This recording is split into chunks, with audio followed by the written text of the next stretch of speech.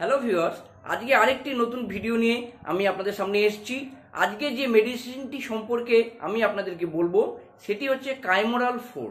তো এই কাইমোরাল-4 ট্যাবলেটটি কি, এটি কি কাজে ব্যবহার করা হয়, কারা কারা এটি ব্যবহার করতে পারবেন, কারা ব্যবহার করতে পারবেন না, এর সাইড ইফেক্ট কি, এরকম সমস্ত তথ্য আজকে আমি আপনাদের সামনে তুলে ধরবো।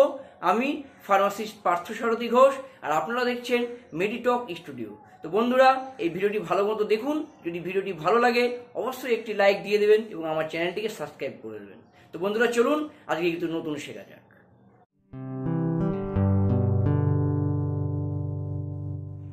বন্ধুরা, কাইমোরাল-4 এই মেডিসিনটি ম্যানুফ্যাকচার করেছেন টরেন্ট ফার্মাসিউটিক্যাল।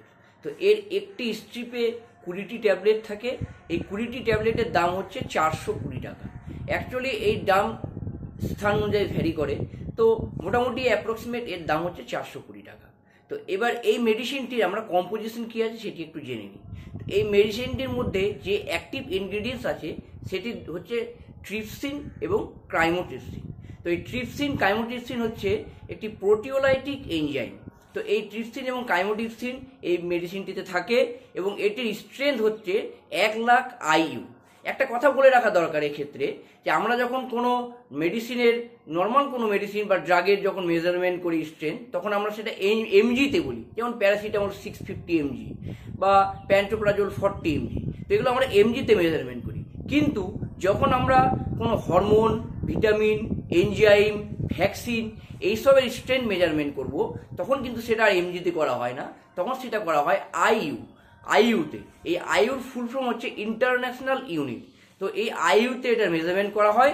আর এই ট্যাবলেটটিতে ট্রিপসিন কাইমোট্রিপসিন থাকে 1,00,000 IU। আর এবার চলে আসা থাকে স্টোরেজ। এই মেডিসিনটি আমরা যে স্টোরেজ যে টেম্পারেচার স্টোরেজ করব সেটি হচ্ছে 10 থেকে 30 ডিগ্রি সেন্টিগ্রেড। এই 10 থেকে 30 ডিগ্রি সেন্টিগ্রেডের মধ্যে এই এনজাইম বা এই ট্যাবলেটটিকে আমরা স্টোরেজ করতে পারি। এর উপরে হলে কিন্তু মেডিসিনটি নষ্ট হয়ে যায়। তো এটি আমাদেরকে একটু খেয়াল রাখা দরকার আছে। বন্ধুরা, এইবার চলে আসা যাক এই কাইমোরাল-4 মেকানিজম অফ অ্যাকশনে, মানে এটি আমাদের শরীরে কিভাবে কাজ করে। তো আমরা প্রথমেই বলেছিলাম যে কাইমোরাল-4 মধ্যে দুটি এনজাইম, প্রোটিওলাইটিক এনজাইম থাকে। সেটি একটি হচ্ছে ট্রিপসিন আর একটি হচ্ছে ক্রাইমোট্রিপসিন। তো যখন আমরা মেডিসিনটি ওরালি ইনটেক করি, ওরালি খাই, তখন এই মেডিসিনটি প্রথমে আমাদের স্টোমাক বা পাকস্থলীতে পৌঁছায়।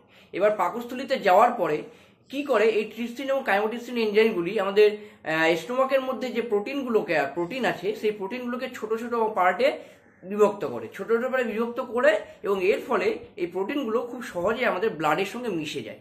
এবার আমাদের শরীরের যদি কোনো অংশে ব্যথা বা চোট বা ইনজুরি হয়, তাহলে কি হয়, সেই অংশে কিন্তু ব্লাড খুব তাড়াতাড়ি ব্লাড সার্কুলেশন বেড়ে যায়।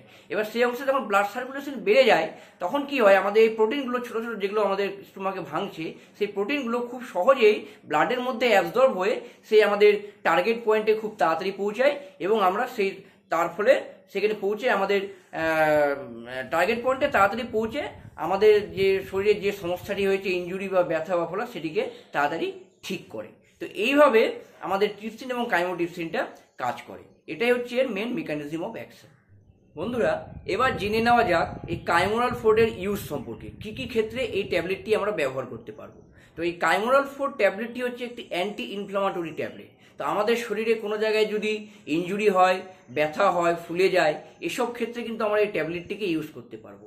2 নম্বর হচ্ছে, যদি আমাদের শরীরে কোনো জায়গায় এডিমা হয়, মানে আমাদের শরীরে কোনো জায়গায় ফুলে গেছে, কোনো আঘাতের কারণে ফুলে যেতে পারে, বা কোনো জায়গায় শরীরে কোনো জায়গায় জল জমে ফুলে যেতে পারে, জল জমে যাওয়ার পরে ফুলে যেতে পারে, তো এইসব কন্ডিশনে আমরা কিন্তু এই ট্যাবলেটটি ইউজ করতে পারি। 3 নম্বর হচ্ছে, একটি মেডিকেল টার্ম আছে, এই টার্মটার নাম হচ্ছে থ্রম্বোফ্লেবাইটিস। তো এই থ্রম্বোফ্লেবাইটিস একটি মেডিকেল কন্ডিশন। এখানে কি হয়, পেশেন্টের কোনো কোনো ক্ষেত্রে কোনো কোনো শরীরে কোনো কোনো জায়গায় বা বিশেষ করে পায়ে রক্ত জমাট বেঁধে যায়। তো এই রক্ত জমাট বেঁধে যাওয়ার ফলে কি হয়, সেই পায়ের সেই জায়গাটিতে যে শিরা উপশিরাগুলো আছে সেগুলো কিন্তু জ্বালা সৃষ্টি হয়, ব্যথা হয়, জ্বালা হয়। তো ডাক্তারবাবুরা এইসব কন্ডিশনে কিন্তু এই মেডিসিনটি আমাদের পেশেন্টকে প্রেসক্রাইব করে থাকে।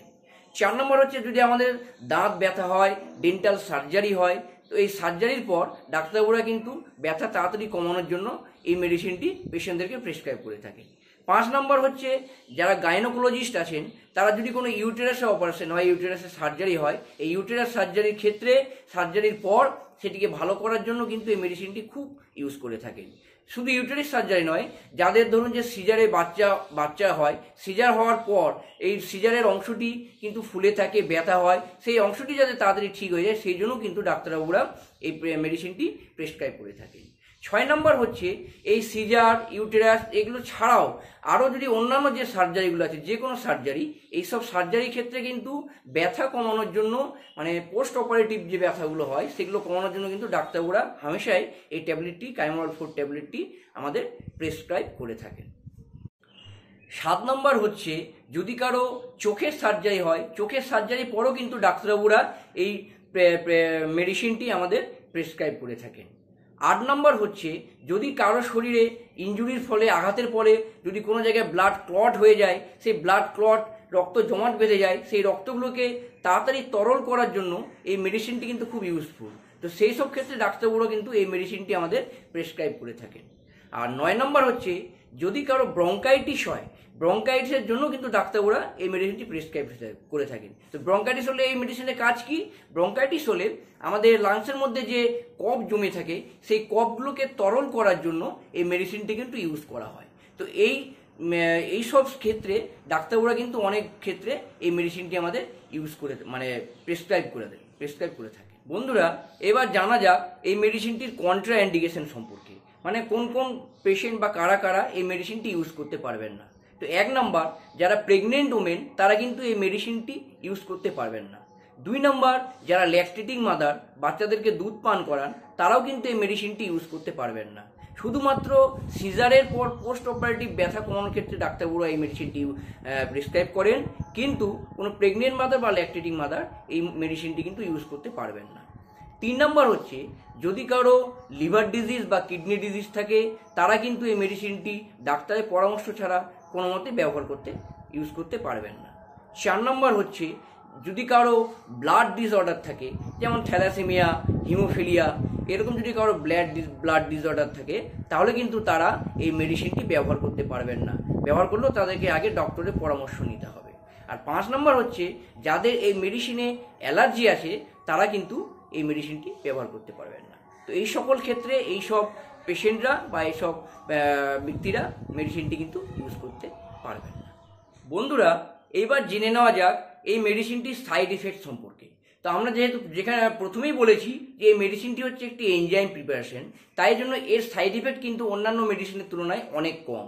তবুও কিছু কিছু রেয়ার ক্ষেত্রে যেসব সাইড এফেক্টগুলো দেখা যায় সেগুলো হচ্ছে nausea, vomiting, rash, loss of appetite মানে খিদেমন্দা, ইনডাইজেশন মানে পেট খারাপ বা বদহজম, এসব কিছু কিছু রেয়ার সাইড এফেক্ট দেখা যায়। তবে এগুলো কিন্তু 1-2 দিনের মধ্যে ঠিকও হয়ে যায়। তো এই সব সাইড এফেক্ট বাদ দিয়ে অন্য কোনো মেজর সাইড এফেক্ট কিন্তু এই মেডিসিনটি নেই বললেই চলে।